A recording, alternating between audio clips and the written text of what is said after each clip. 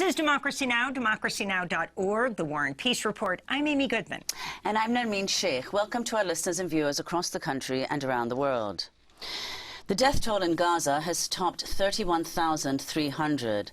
At least 5 people were killed on Wednesday when Israel bombed an UNRWA aid distribution center in Rafah, one of the UN agency's last remaining aid sites in Gaza. The head of UNRWA called the attack a, quote, blatant disregard to international humanitarian law. This comes as much of Gaza is on the brink of famine as Israel continues to limit the amount of aid allowed into the besieged territory. At least 27 Palestinians have died of starvation, including 23 children.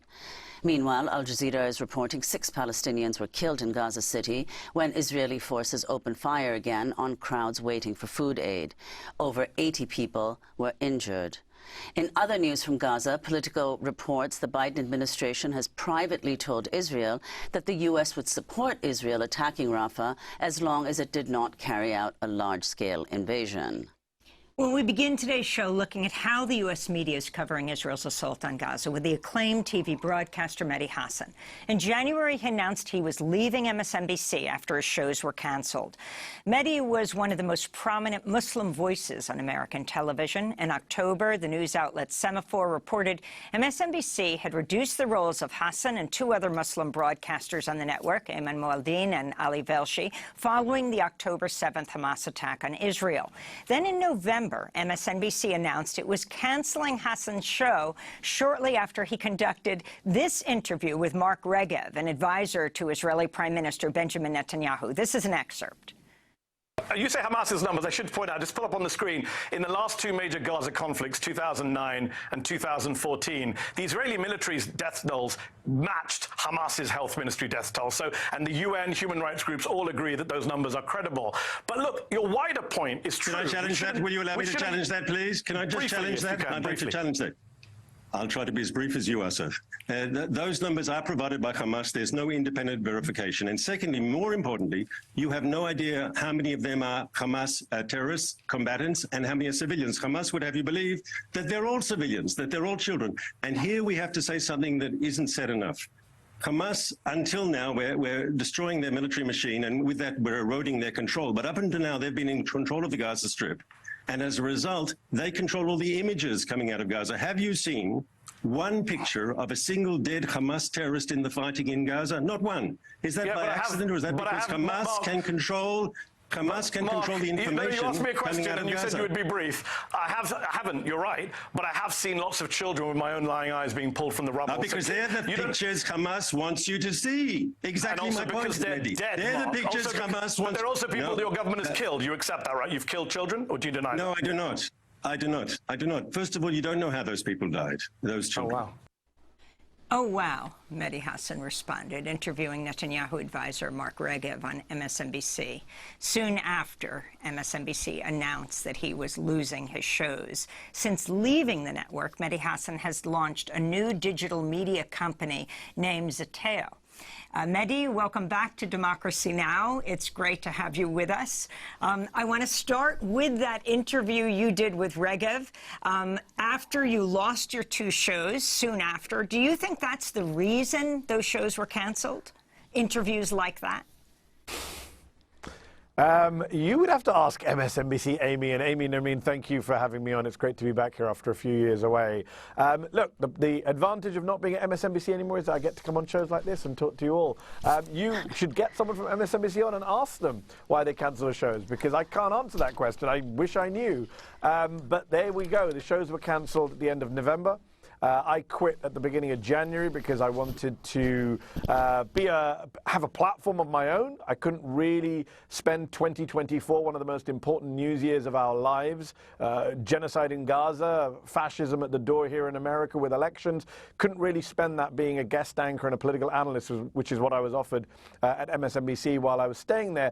I wanted to leave. I wanted to get my voice back, and that's why I launched my own media company, as you mentioned, called Zeteo, which we've done a soft launch on, and we're going to launch properly next month. But I'm excited about all the opportunities ahead. The opportunity to do more interviews like the one I did with Mark Regev. So, Mehdi, could you explain, Zeteo, first of all, what does it mean? And what is the gap in the U.S. media landscape that you hope to fill? You've been extremely critical of the U.S. media's coverage of Gaza, saying quite correctly that the coverage has not been as consistent or clear as the last time we saw an invasion of this kind, though far less brutal, which is the Russian invasion of Ukraine. Yeah, it's a great question. So on Zeteo, it's an ancient Greek word going back to Socrates and Plato, which means to seek out, to search, to inquire for the truth. And at a time when we live in a, some would say, post-truth society, or people on the right are attempting to turn it into a post-truth society, I thought that was an important endeavor to embark upon as a journalist, to go back to our roots. In terms of why launch it and the media space, look, there is a gap in the market, first of all, on the left for a company like this one. Not many progressives have pulled off a for-profit, subscription-based business, media business. We've seen it on the right, I mean, with, you know, Ben Shapiro's Daily Wire and Barry Weiss's The Free Press, and even Tucker Carlson has launched his own subscription-based platform since leaving Fox. And on the progressive space, we haven't really done it. Now, of course, there are wonderful shows like Democracy Now!, which are doing important, invaluable journalism on subjects like Gaza, on subjects like the climate. But across the media industry as a whole, sadly in the US, the massive gap is there are not enough I don't know how to put it, bluntly, truth tellers, people who are willing to say, and when I say truth tellers, I don't just mean, you know, truth in a conventional sense of saying what is true and what is false. I'm saying the language in which we talk about what is happening in the world today. Too many of my colleagues in the media, unfortunately, hide behind lazy euphemisms, both sides journalism. The idea that you can't say Donald Trump is racist because you don't know what's in his heart. You can't say the Republican Party is going full fascist, even as they proclaim that they don't believe in democracy as we conventionally understand it. We can't say there's a genocide in Gaza, even though the International Court of Justice says such a thing is plausible. You know, we run away from very blunt terms which help us understand the world. And I want to treat American consumers of news, global consumers of news, it's a global news organization which I'm founding, with some respect. Stop patronizing them, to tell them what is happening in the world in a blunt way. So, Mehdi, talk about this. I mean, in your criticism of the U.S. media's coverage, in particular of Israel's assault on Gaza, I mean, of course, you have condemned what happened, the Hamas attack in Israel on October 7th. You've also situated the attack in a broader historical frame, and you've received criticism for doing that. And in response, you've said, context is not causation, and context is not justification. So could you explain why you think context, history is so important, and the way in which this question is kind of elided in U.S. media coverage, not just of the Gaza crisis, but especially so now? So I did an interview with Piers Morgan this week, and if you watch Piers Morgan's shows, he always asks his pro-Palestinian guests or anyone criticizing Israel, you know, condemn what happened on October 7th. It's all about October the 7th, and what happened on October 7th was barbarism. It was a tragedy. It was a terror attack. Civilians were killed. War crimes were carried out. Hostages were taken. And we should condemn it. Of course we should, as human beings, if nothing else. But the world did not begin on October the 7th. The idea that the entire Middle East conflicts, Israel-Palestine, the occupation, apartheid, can be reduced to October 7th is madness. It's not just me saying that. You talk to, you know, leading Israeli peace campaigners, even some leading Israeli generals, people like Shlomo Brom, who talk about having to understand the root causes of a people under occupation fighting for freedom. And it's absurd to me that in our media industry, people should try and run away from context. My former colleagues, Ali Velshi and Ayman Mohyeldin, who Amy mentioned in the introduction, they were on air on October the 7th as news was coming in of the attacks, and they provided context because they're two anchors who really understand that part of the world. Ayman Mohyeldin is perhaps the only US anchor who's ever lived in Gaza. And they came under attack online from certain pro-Israel people for providing context. This idea that we should be embarrassed or ashamed or apologetic of journalists for providing context on one of the biggest stories in the world is madness. You cannot understand what is happening in the world unless you and I, unless journalists, broadcasters are explaining to our viewers and our listeners and our readers why things are happening, where forces are coming from, why people are behaving the way they do. I know America is a country of amnesiacs, but we cannot keep acting as if the world just began yesterday. Ask you about a piece in The Intercept. You also used to report for The Intercept. The headline, "In internal meeting, Christiane Amanpour confronts CNN brass about double standards on Israel coverage." It's a really interesting piece.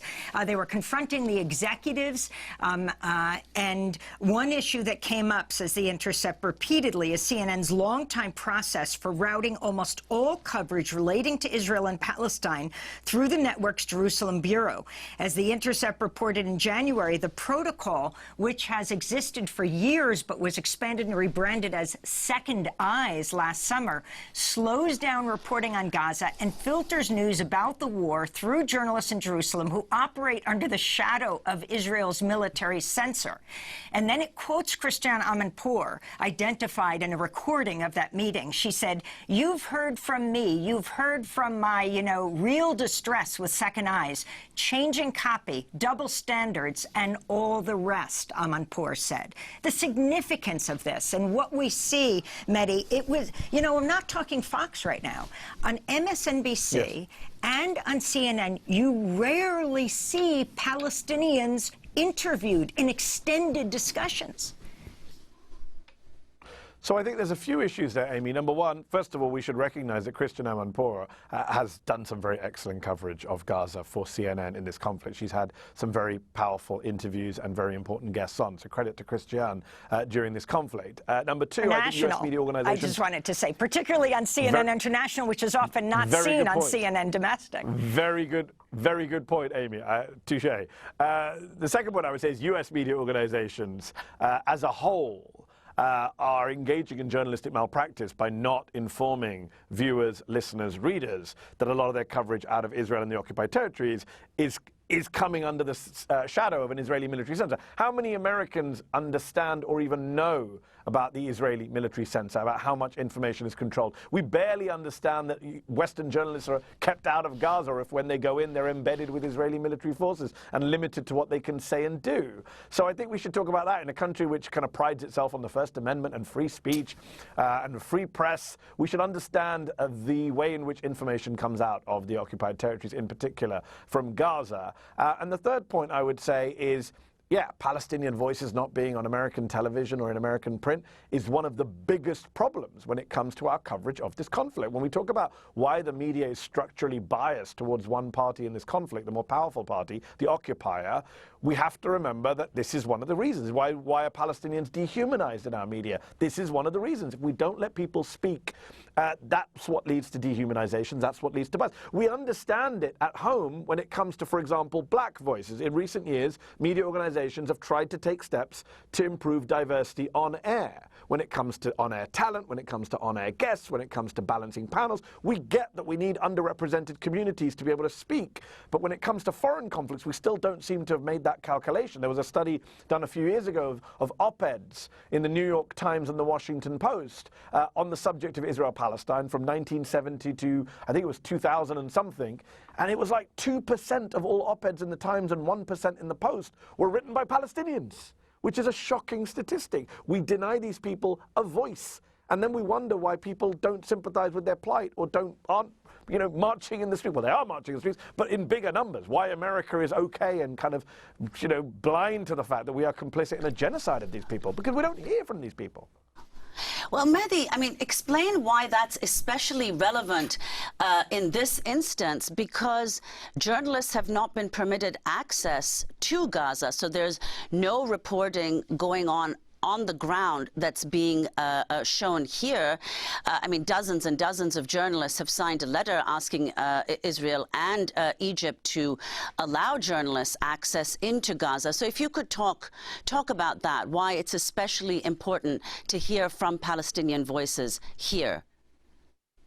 Well, for a start, much of the imagery we see on our screens here or on our newspapers are sanitized images. We don't see the full level of the destruction. And when we try and understand, well, why young people? Why is there such a generational gap when it comes to the polling on Gaza, on ceasefire? Why are young people so much more anti-war? than their elder peers. Part of the reason is that young people are on TikTok or Instagram and seeing a much less sanitized version of this war, of Israel's bombardment. They are seeing babies being pulled from the rubble, limbs missing. They are seeing hospitals being hospitals carrying out procedures without anesthetic. They are seeing just absolute brutality, the kind of stuff that UN humanitarian chiefs are saying we haven't seen in this world for 50 years. And that's the problem, right? If we're sanitizing the coverage, Americans aren't being told, really, aren't being informed, are again missing context on what is happening on the ground. And of course, Israel, by keeping Western journalists out, makes it even easier for those images to be blocked, and therefore you have brave Palestinian journalists on the ground trying to film, trying to document their own genocide, streaming it to our phones, and we've seen over 100 of them killed over the last 5 months. That is not an accident, that is not a coincidence. Israel wants to stamp out independent voices, stamp out any kind of coverage of its own genocidal behavior, and therefore, again, you're able to have a debate in this country where the political debate is completely disconnected to the public debate, and the public debate is completely misinformed. I'm amazed, Nermeen, when you look at the polling, that there's a majority in favor of a ceasefire, that half of all Democrats say this is a genocide. The Americans are saying that to pollsters, despite not even getting the full picture. Can you imagine what those numbers would look like if they actually saw what was happening on the ground? Well, I want to go to what is unfolding right now in Gaza. You said in a recent interview that in the past, Israel was, quote, mowing the lawn, but now the Netanyahu government's intention is to erase the population of Gaza. So let's go to what Prime Minister Netanyahu said about the invasion of Rafah, saying it would go ahead and would last weeks, not months. He was speaking to Politico on Sunday. We're not going to leave them. I have a red line. You know what the red line is? That October 7th doesn't happen again. It never happens again. And to do that, we have to complete the destruction of the Hamas terrorist army. We're very close to victory. It's close at hand. We've destroyed 3/4 of Hamas fighting terrorist battalions. And we're close to finishing the last part in Rafah, and we're not going to give it up. Once we begin the intense action of eradicating the Hamas terrorist battalions in Rafah, it's a matter of weeks and not months. So, Mehdi, your response to what Netanyahu said and what the Israelis have proposed as a safe place for Gazans to go, namely humanitarian islands. So, number one, when you hear Netanyahu speak, I mean, doesn't it remind you of George Bush in kind of 2002, 2003? It's very, invoking 9/11 to justify every atrocity, claiming that you're trying to protect the country when you yourself, your idiocy and your incompetency is what led to the attacks. George Bush was unable to prevent 9/11 and then used 9/11 to justify every atrocity, even though his incompetence helped allow 9/11 to happen. And I feel the same when Netanyahu allowed the worst terror attack, the worst massacre in Israel to happen on his watch.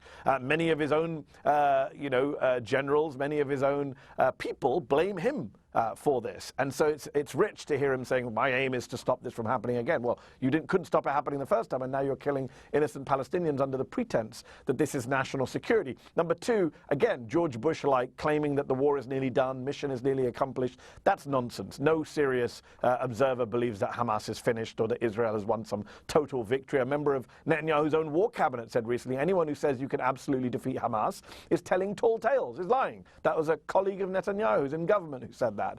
And number three, the red line on Rafah that Biden supposedly set down and that Netanyahu is now mocking, saying my own red line is to do the opposite. What on earth is Joe Biden doing in allowing Benjamin Netanyahu to humiliate him in this way with this invasion of Rafah, even after he said he opposes it? I mean, one thing to leak stuff over a few months. Let's go to Biden.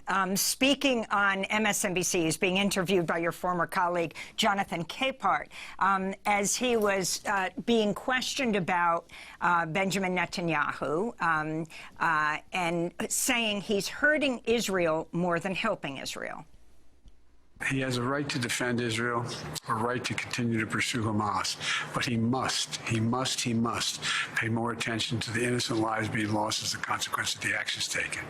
He's hurting, in my view, he's hurting Israel more than helping Israel by making the rest of the world, it's contrary to what Israel stands for. And I think it's a big mistake. So I want to see a ceasefire.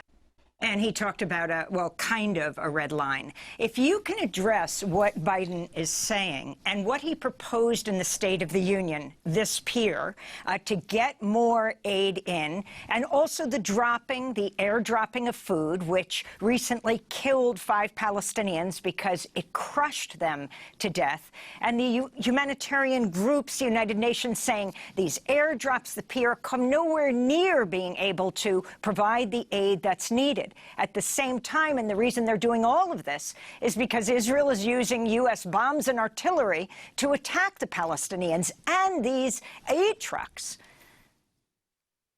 Yeah, it's just so bizarre. The idea that you could drop bombs on the one hand and then drop aid on the other, and you're paying for both, and then your aid ends up killing people too. It's like some kind of dark onion headline. It's just beyond parody. It's beyond belief. And as for the pier, as you say, it does not come anywhere near to adequately addressing the needs of the Palestinian people in terms of the sheer scale of the suffering. 500,000 people, on the brink of famine, over 1 million people displaced. 4 out of 5 of the hungriest people in the world, according to the World Food Programme, are in Gaza right now. The idea that this pier would, A, address the scale of the suffering, and B, in time. I mean, it's going to take time to do this. What happens to the Palestinians who literally starve to death, including children, while this pier is being built? Finally, I would say there's reporting in the Israeli press, Amy, that I've seen that suggests that the pier idea comes from Netanyahu, that the Israeli government are totally fine with this pier because it allows them still to control land and air access into Gaza, which is what they've always controlled and which in this war they've monopolized. The idea that the United States of America, the world's only superpower, cannot tell its ally, you know what, we're going to put aid into Gaza because we want to and you're not going to stop us, especially since we're the ones arming you, is bizarre. It's something I think Biden will never be able to get past or live down. It's a stain on his record, on America's conscience. The idea that we're arming a country that's engaged in a plausible genocide, to quote the ICJ, is bad enough. That we can't even get our own aid in while they're bombing with our bombs is just madness. And by the way, it's also illegal. Under US law, you cannot provide weaponry to a country which is blocking US aid. And by the way, it's not me saying they're blocking US aid. US government officials have said, yes, the Israeli government blocked us from sending flour in, for example. So, Mehdi, let's go to the regional response to this assault on Gaza that's been unfolding with the kind of violence and tens of thousands of deaths of Palestinians, as we've reported. Now, how has the Arab and Muslim world responded to what's going on? Egypt, of course, has repeatedly said that it does not want displaced Palestinians crossing its border.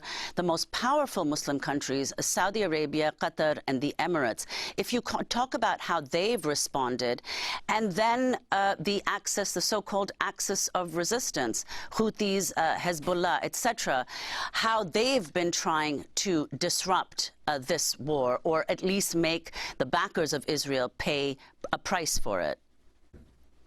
So I hear people saying, oh, we're disappointed in the response from the Arab countries. The problem with the word disappointment is it implies that you had any expectations to begin with. I certainly didn't. Arab countries have never had the Palestinians back. The Arab, quote-unquote, Arab street has always been very pro-Palestinian, but the autocratic, the despotic, the dictatorial rulers of much of the Arab world have never really had the interests of the Palestinian people at their heart, going back right to 1948 when, Arab countries attacked Israel to push it into the sea, but actually, as we know from historians like Avi Schleim, were not doing that at all, and had some of them, like Jordan, had done deals with Israel behind the scenes. So look, Arab countries have never really prioritized the Palestinian people or their needs or their freedom, and so when you see some of these statements that come out of the Arab world at times like this, you have to take them with a shovel of salt, not just a grain.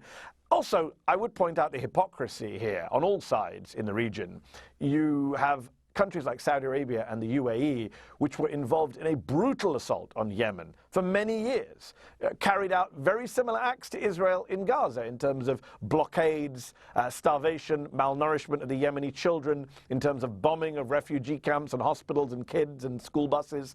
That all happened in Yemen. Arab countries did that. Let's just be clear about that. Things that they criticize Israel for doing now. And of course, Iran, which sets itself up as a champion of the Palestinian people, when Bashar al-Assad was killing many of his own people, including Palestinian refugees, in places like the Al Yarmouk refugee camp, Iran and Russia, by the way, were both perfectly happy to help arm and support Assad as he did that. So, spare me some of the, grandiose statements from Middle East countries, from Arab nations to Iran on all of this. Look, there's a lot of hypocrisy to go around. Very few countries in the world, especially in that region, actually have Palestinian interests at heart. If they did, we would have a very different geopolitical scene. There is reporting, you know what I mean, that a lot of these governments, like Saudi Arabia, privately are telling Israel, finish the job, get rid of them. We don't like Hamas either, get rid of them. And that Saudis actually want to do a deal with Israel once this war is over, just as they were on course to do, apparently, according to the Biden administration. We know that other Arab countries already signed the quote-unquote Abraham Accords with Israel on Trump's watch.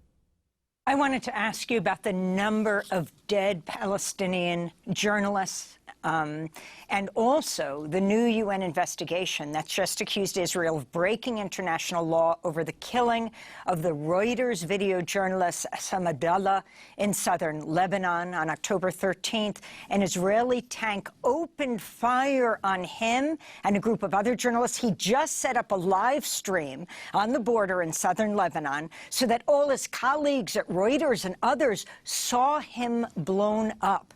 The report stating, quote, the firing at civilians, in this instance clearly identifiable journalists, constitutes a violation of international law.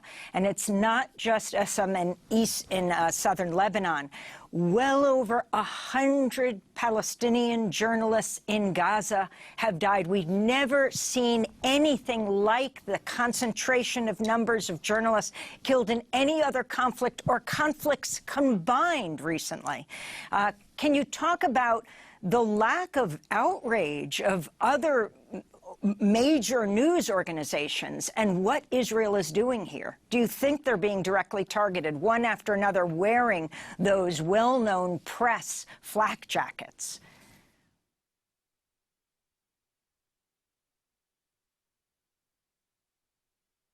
It looks like we just lost audio to Mehdi Hasan. Amy, I can hear you, Amy, very faintly. Okay. And I'm going to answer your question if you can still hear me. We can hear you perfectly. So you're very faint to me. So while I speak, if someone wants to fix the volume in my ear, let me answer your question about journalists. It is an absolute tragedy and a scandal what has happened to journalists in Gaza, that we have seen so many deaths in Gaza. And the real scandal, Amy, is that Western media, a lot of my colleagues here in the US media, have not sounded the alarm, have not called out Israel for what it's done. It's outrageous that so many of our fellow colleagues can be killed in Gaza while reporting, while at home, losing family members. And yet there's not a huge global outcry. When Wael al-Dahdu, who we just saw on the screen from Al Jazeera, loses his immediate family members and carries on reporting for Al Jazeera Arabic, why is he not on every front page in the world? Why is he not a hero? Why is he not sitting down with Oprah Winfrey? I feel like, when Evan Gershkovich from the Wall Street Journal is wrongly imprisoned in Russia, we all campaign for Evan to be released. When Ukrainian journalists are killed, we all speak out and are angry about it. But when Palestinian journalists are killed on a level we've never seen before, according to the Committee to Protect Journalists, where is the outcry here in the West over the killing of journalists? We claim to care about a free press. We claim to oppose countries that crack down on a free press, on journalism. We say journalism is not a crime. But then I don't hear the outrage from my colleagues here at this barbarism in Gaza, where journalists are being killed in record numbers. Well, Mehdi, let's go to another issue that is, of course, a pressing one this year, namely the U.S. elections. You've said that the problem with the media here is that it's singularly unable to cover Trump properly. Trump, of course, who is now the nominee. If you could explain what you mean by that and what the effects of that are going to be this year.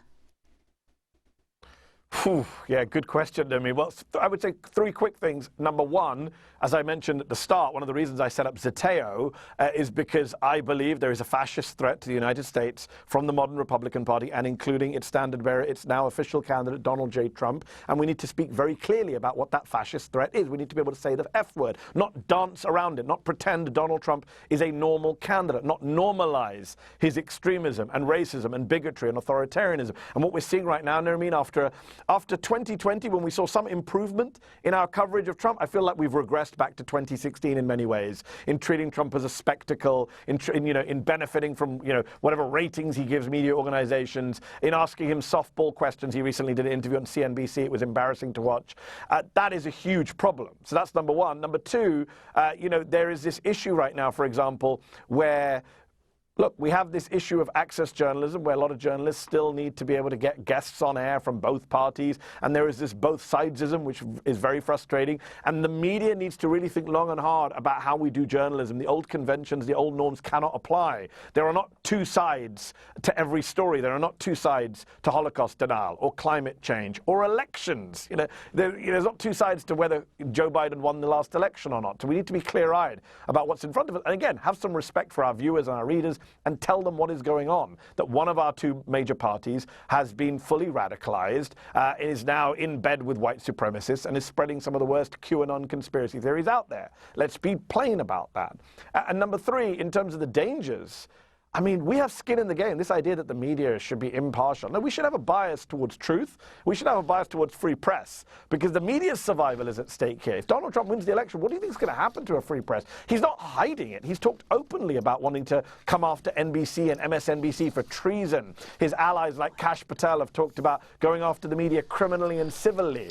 One of his allies, Mike Davis, says if Trump makes him AG, he's going to put me in Guantanamo Bay. This is the kind of open authoritarian rhetoric that we're hearing from the Republican side, and the media cannot pretend that this is normal or not a threat to our very freedoms.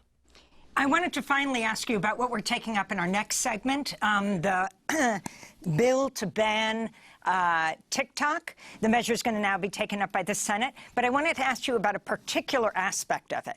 Palestinian rights activists say Israel's war in Gaza has galvanized anti-TikTok sentiment in conservatives and centrist lawmakers.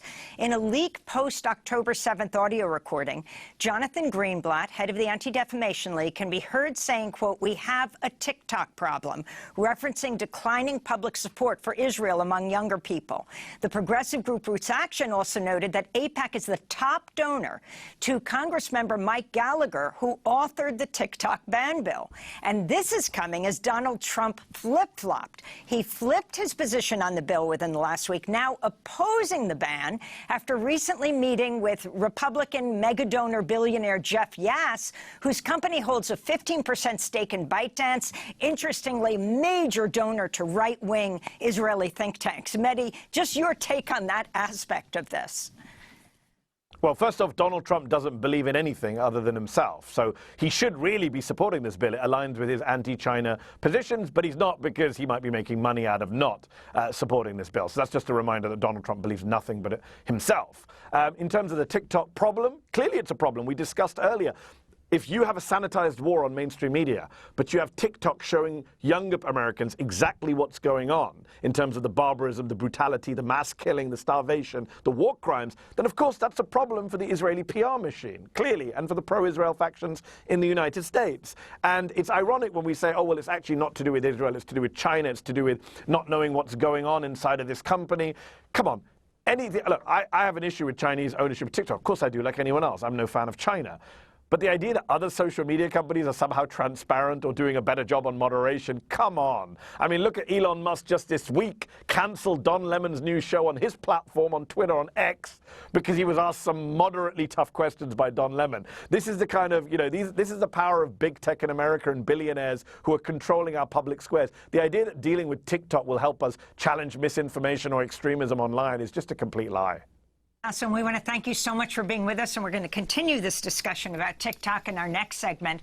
Mehdi Hasan, journalist, author, editor-in-chief, now CEO of the new media company Zeteo. Until January, was a host on MSNBC and Peacock. All the best to you, Mehdi.